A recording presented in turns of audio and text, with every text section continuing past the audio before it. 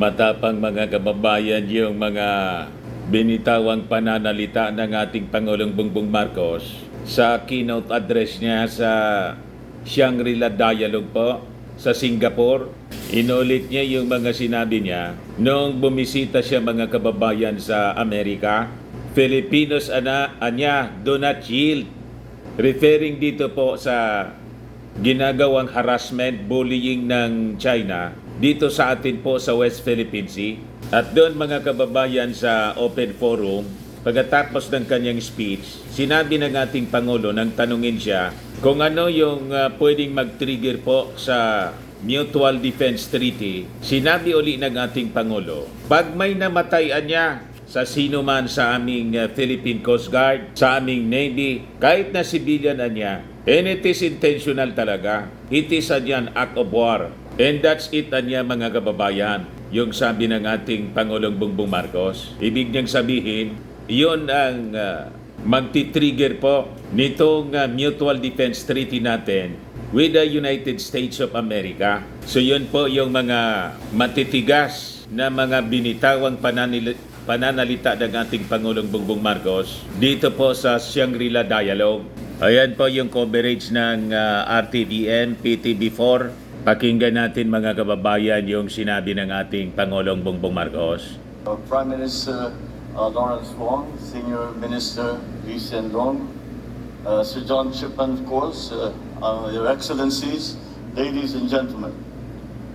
I thank the International Institute for Strategic Studies for convening this open, frank, and constructive conversation on pressing strategic issues confronting our region.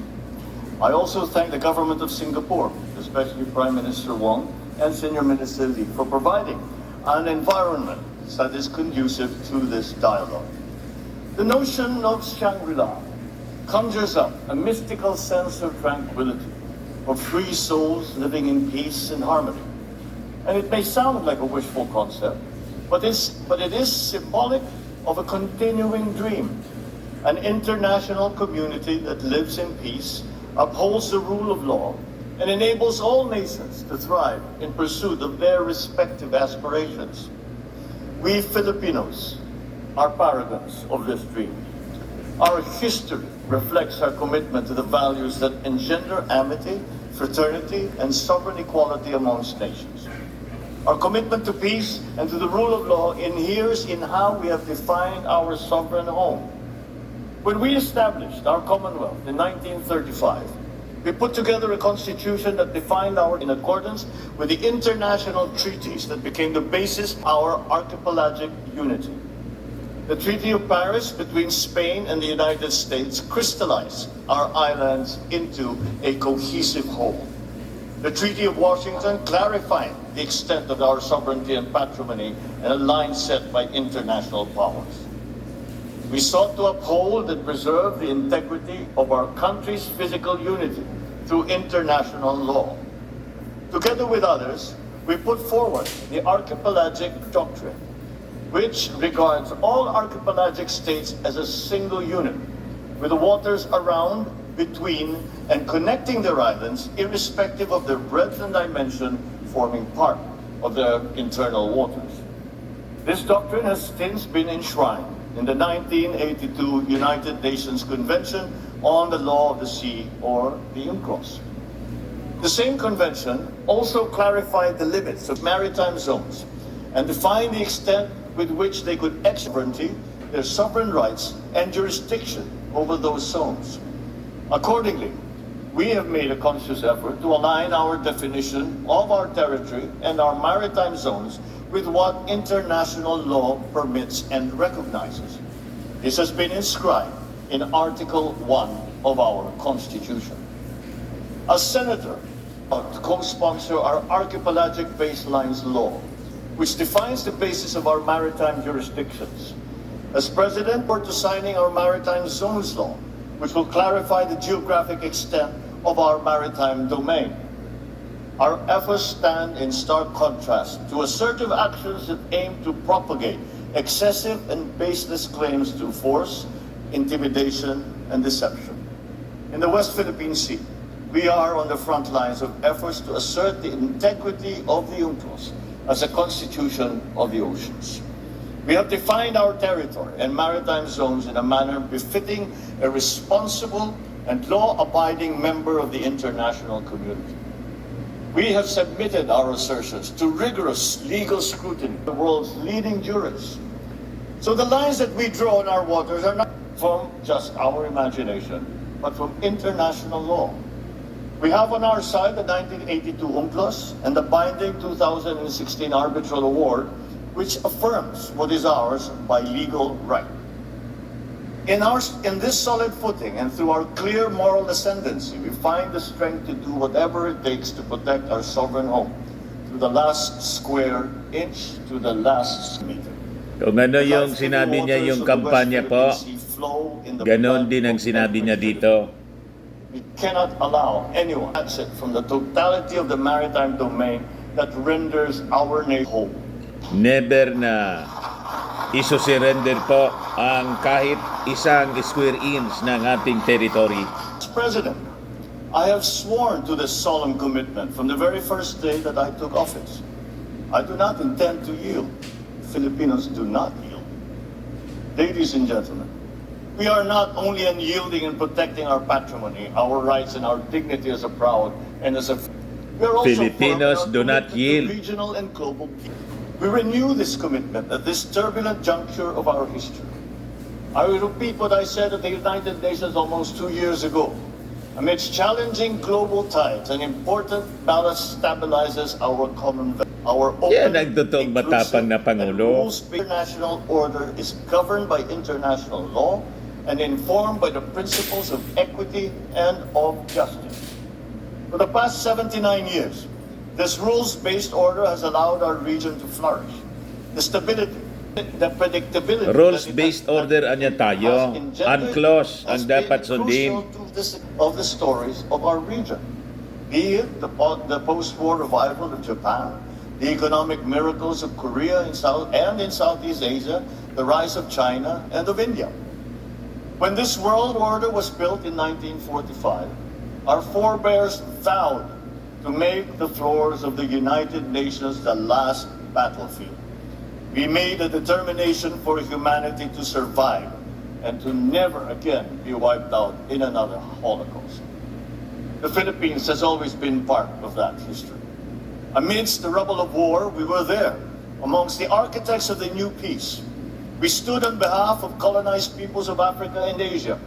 We opposed attempts to dilute the inviolability of the right to self-determination.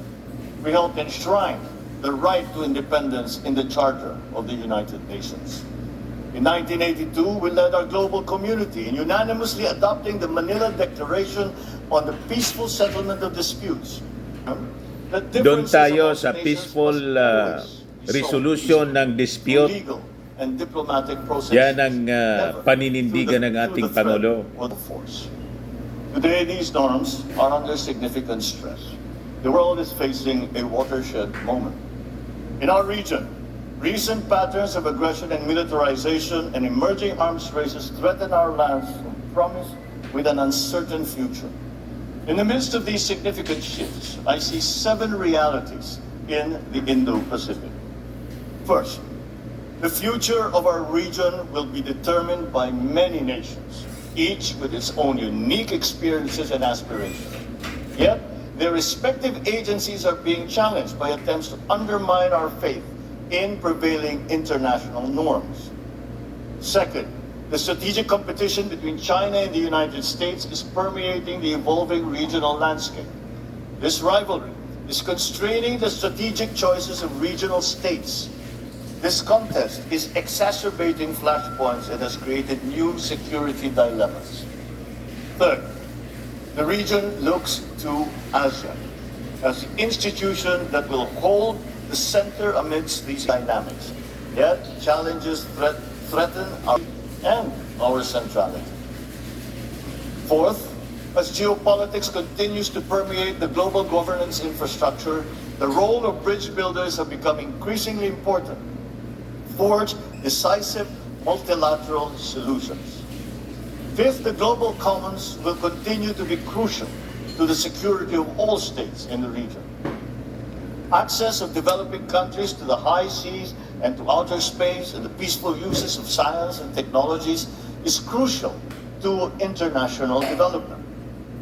6, climate change remains imminent for the region. So, and for the world. multilateral solution po ang kanyang pinapanindigan, ang kanyang sinusulong. Ang gusto ng China, bilateral. Dihado tayo doon. And requires action from every single human being as well. And finally, the development of advanced technologies is rapidly transforming human life and experience. These technologies will solve many of our old problems, but they are so powerful that they also have the potential to disrupt our political and our social orders. These 7 realities muddle the waters that we have to navigate in our collective journey as a community of nations. We cannot reverse course. We must persevere. We must push through. The current juncture does not call for a revision of the regional order. Instead, it calls for the reaffirmation of the wisdom of San Francisco in 1945, of Bangkok in 1967, and of Manila in 1982. Let us return to San Francisco and reaffirm the sovereign equality of all states. Must be just narratives that seek to subsume distinct national interest in a major country dynamic, which seeks to impose a hierarchy amongst nations. Those who came before us worked painstakingly throughout the last century to bury the era of spheres of influence and of buffer states. Should not allow its ghost to haunt us again. So ang sinusulong niya po, equality among nations, pantay-pantay dapat tayo. Malaki, maliit, malakas, mahina. People-oriented, centered on regional community. Any state that professes a stake in the continued peace and stability of this region must respect ASEAN centrality, not only with words, but with action. All partnerships and arrangements must never displace or dilute, but rather uphold and complement ASEAN's central role. So let us return as well to Manila and reaffirm our common understanding of how international law governs the peaceful settlement of disputes. Amidst misleading narratives that seek to discredit international legal procedures, there is a need to reaffirm those modalities are an expression of good faith. They are a service to the progressive development and codification of international law. They are never an unfriendly act. Ladies and gentlemen, the past inspired clarity Pinaringgan yung and China. foresight to confront the Hindi challenges niya of the yon present unfriendly and act. to build a future to which we all, from the achievements of San Francisco, Bangkok, Manila, we as a region draw Yung multilateral engagement po, engaging other countries, tulad ng kanyang ginagawa ngayon, hindi yan unfriendly act, tulad ng gustong mangyari ng China. Yun ang akusasyon sa atin kasi. Sinasabi ng China, we are escalating the tension dito sa West Philippine Sea kasi we engage our regional partners, lalo na po yung Amerika. Of geopolitical rivalries. We are not mere bystanders to unfolding world events. We are the actors that drive those events. We are the main characters in our collective story. We are the owners of the narratives of our regional community. Thus, we reject any attempt to deny strategic agencies, especially by force, that seek to subordinate our interests to anyone else's. China's determining influence over the security situation and the economic evolution of this region is a permanent fact. At the same time, the presence of the United Is States rejecting the use of force, referring to itong ginagawang bullying ng China. The continued stability of this region requires China and the United States to manage that rivalry in a responsible manner. Pending the total elimination of nuclear weapons, China and the United States have a unique responsibility to undertake concrete measures to reverse the recent increase in nuclear stockpiles and to alleviate the risks of nuclear conflict. For a long time, the nuclear disarmament discourse has focused on the Euro-Atlantic.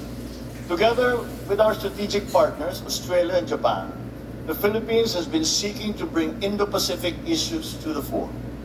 We promote nuclear risk reduction in the region through the ASEAN Regional Forum. We push for the negotiations for a fissile material cut-off treaty at the United Nations. We will not waver in these efforts. Our work towards a world free of nuclear weapons is rooted in our desire to extinguish the last vestiges of the Cold War. Yet the danger of regional regression towards Cold War thinking has never been more pronounced. It has become even more crucial for us to assert that our region will be driven not by one powerful countries, but by all of us. Peace, security, and stability are the business of all countries. The interests and responsibilities of all states in the community of nations must always be acknowledged. All our voices must be equally heard.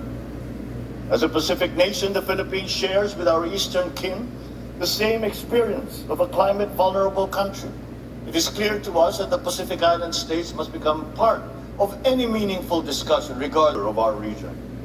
It's time to put the Pacific back into Pacific.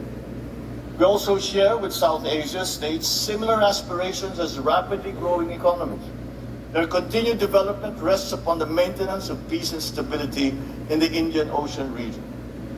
In the same vein, the economic security of East Asia depends upon the freedom of navigation and unimpeded passage in the South China Sea and in the East China Sea, and the stability of the Korean Peninsula and the Taiwan Strait.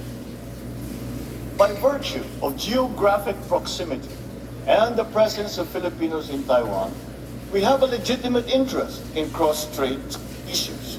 The Filipino people have a long history of fraternal bonds with the people on both sides of the Taiwan Strait. Peace and stability must prevail. Therefore, we continue to urge all parties to exercise restraint on the issue. Lasting peace in the Korean Peninsula, on the other hand, is a collective responsibility of the DPRK must comply with all its international obligations, the relevant UN Security Council resolutions, and commit to constructive and peaceful dialogue with the Republic of Korea. Finally, any effort to resolve maritime differences in the East China Sea and the South China Sea must be anchored on international law, particularly UNCLOS. So ang emphasis niya dapat UNCLOS, international law, and respectfully settled rights. We cannot afford any other future for the South China Sea other than the one envisioned by ASEAN, that of a sea of peace, stability, and prosperity. Unfortunately, this vision remains for now a distant reality. Illegal, coercive, aggressive, and deceptive actions continue to violate our sovereign rights. patama po sa Attempts to China. apply domestic laws and regulate one's territory and jurisdiction, violate international law, exacerbate tensions, and undermine regional peace and security. Binakbaka na po But yung despite China. all this, the Philippines remains committed to the cause of peace, upon which our constitutional order is premised. We are committed to addressing and managing difficult issues through dialogue and through diplomacy. The 1982 UNCLOS and the binding 2016 arbitral award provide a solid foundation for the peaceful resolution and management of disputes. Our policy in the South China Sea is built upon these two touchstones. We will continue to work with ASEAN and China towards an effective and substantive code of conduct, one that is firmly moored in UNCLOS. As the world's second largest archipelagic nation, we have more sea than land in our territory. We are among 18 mega-diverse countries in the world, and we have the fourth longest national coastline. We will continue to build upon our significant footprint in enriching UNCLOS on biological diversity and the High Treaty. As we work to uphold the rule of law in international affairs, so shall we build our capabilities to protect our interests in our own maritime domain and in the global commons. Under our comprehensive archipelagic defense concept, we shall develop our capacity to project our forces into areas where we must, by constitutional duty and by legal right. protect our interests, and preserve our patrimony. And as we build our defense capabilities, so shall we continue to invest in diplomacy. To ASEAN centrality shall remain So a core balance siya po, element of our diplomacy, foreign policy. tapos At the yung same time, pagdevelop we shall ng strengthen our alliance with the defense United States capability and our natin. strategic to Australia, Japan, Vietnam, and all the other member states of ASEAN. We will also pursue more robust collaboration with friends such as the Republic of Korea, India, amongst others. Collaborative endeavors among a few states that share specific interests built into pillars that support the architecture of regional stability. It is in this spirit that we pursue trilateral collaboration with Indonesia and Malaysia in the Celebes Sea. It is the same rationale behind our broader cooperation with Australia, Japan, and the United States in our exclusive economic zone. Last month, the Philippines, Japan, and the United States adopted our joint vision statement on enhancing economic cooperation and contributing to regional peace and security through trilateral cooperation. These partnerships reflect our commitment to preserving, defending, and strengthening the rules-based regional order. The scope, the depth, the breadth of the challenge that our faces requires our collective, our inclusive, and our decisive action. Addressing the realities of our regional security landscape requires our greater collective political will. Let us begin by realizing the vision set for us by leaders past. In 1976, 5 leaders of Southeast Asia, including my father, signed the Treaty of Amity and Cooperation in the Southeast Asia, or the TAC. This landmark treaty is meant to promote perpetual peace, everlasting amity, and cooperation amongst nations. Its goal is to contribute to their strength, the solidarity, and closer relationship. The TAC's provisions were relevant then, and they remain relevant to this day. It is no wonder that 54 parties from all regions of the world, many of which entered in this dialogue, have now acceded to this landmark instrument, with nearly a dozen more countries expressing their desire to be bound by the TAC's tenets. This indicates that all stakeholders in the future of this region are committed to peace. It is timely for parties to consider how this treaty can help address the geopolitical and geoeconomic issues facing the region today and the looming challenges ahead. So as we look to the future, let us breathe new life into this noble purpose and the principles of this treaty. Ladies and gentlemen, beyond the regional horizon, we recognize the importance of upholding multilateralism. It remains the single viable platform for collective action against transcendent global challenges. We must therefore step back from the precipice of paralysis. We should transcend geopolitics, find common ground, work to strengthen global institutions.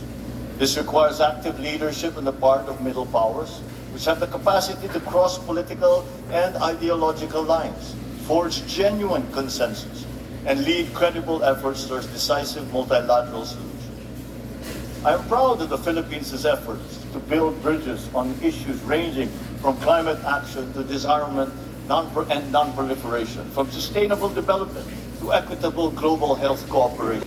In all our multilateral engagements, we seek to bridge global conversations with our unique regional perspectives.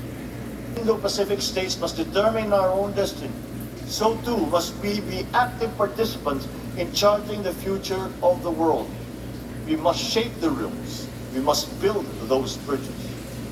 It is in this context that we are actively seeking to amplify Indo-Pacific voices in the context of global conversations on the issue of lethal autonomous weapon systems. We likewise seek regional consensus regarding the development of norms of responsible behavior space and in cyberspace. We will bring our experience as a trusted, credible pathfinder and committed peacemaker when elected to the United Nations Security Council for the term of 2027 to 2028.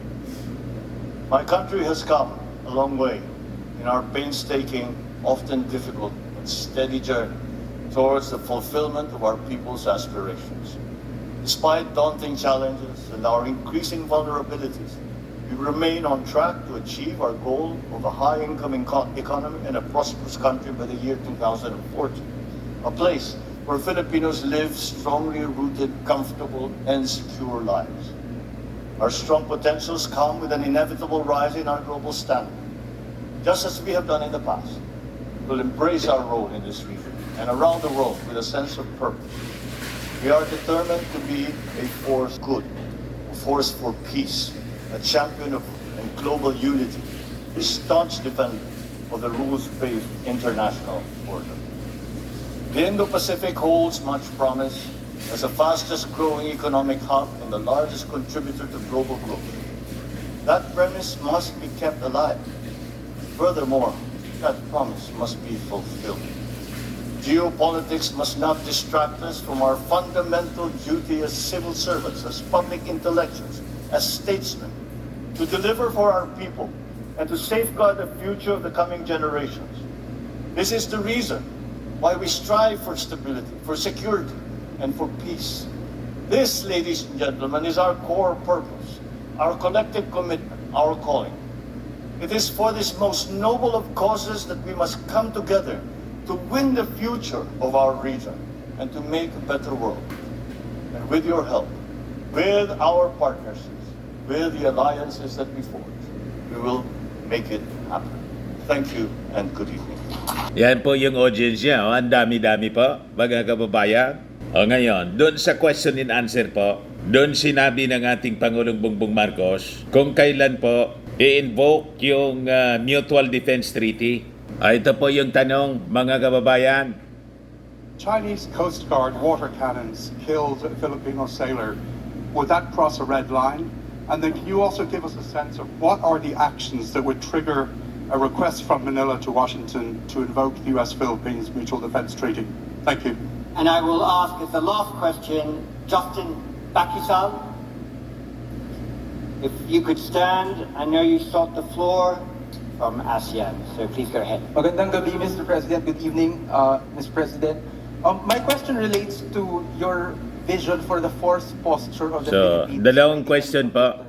So the Philippines has always discussed that the defense of our national territory is primarily our responsibility under the unilateral defense plan. So what specific force packages are you eyeing particularly in the next coming years, and what exactly are we to expect after Horizon 3 of the AFP modernization program? Thank you. What the gentleman is referring to, the Horizon 3 acquisition program, is the acquisition program that our Department of National Defense has just completed. Then we are presently in the process of finding suppliers for all the different requirements that we have to build up our capabilities in the armed forces of the Philippines, and that we are hoping that these acts are just a deterrence. As they say, to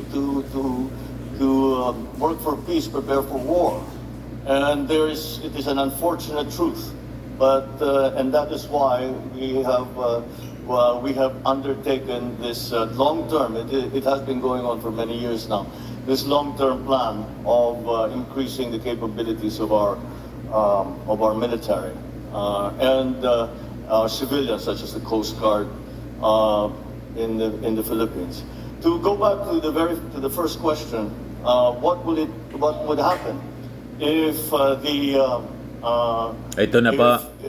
there was an incident that ended up killing a Filipino serviceman? Pag may namatay po, a Coast Guard or in the military and part of the Navy.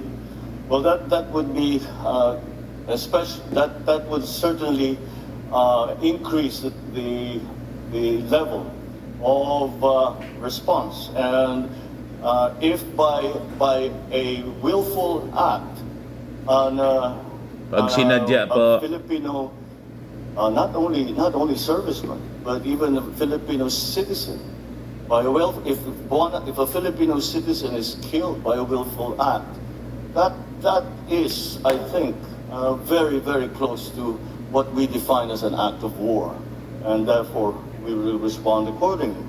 And our treaty partners, I believe, also hold that same standard for when the actions with the joint action will be undertaken in support of any such incident in the Philippines. Once we already have suffered injury, but thank God we have not yet gotten to the point where any of our participants, civilian or otherwise, have been killed. But once May injury we get to na, that point, kaya lang wala pang certainly wala we pa have niyang crossed the Rubicon. namamatay. Certainly cross the Rubicon. Is that a red line? Almost certainly it's going to be a red line. That is the red line na niya. Mr. President, Malinaw na po, Xi Jinping. Dapat malinaw yun sa inyo eh. Hindi po pasisindak yung ating Pangulong Bongbong Marcos. Maninindigan siya sa tama. Filipinos do not yield. Yan pong malinaw na mensahe ng ating Pangulong Bongbong Marcos. Ipaglalaban po sa tamang pamamaraan ang aming karapatan dito sa West Philippine Sea. Ayan man lang po mga kababayan. Ako po si Dante Maravillas. Bye-bye. God bless.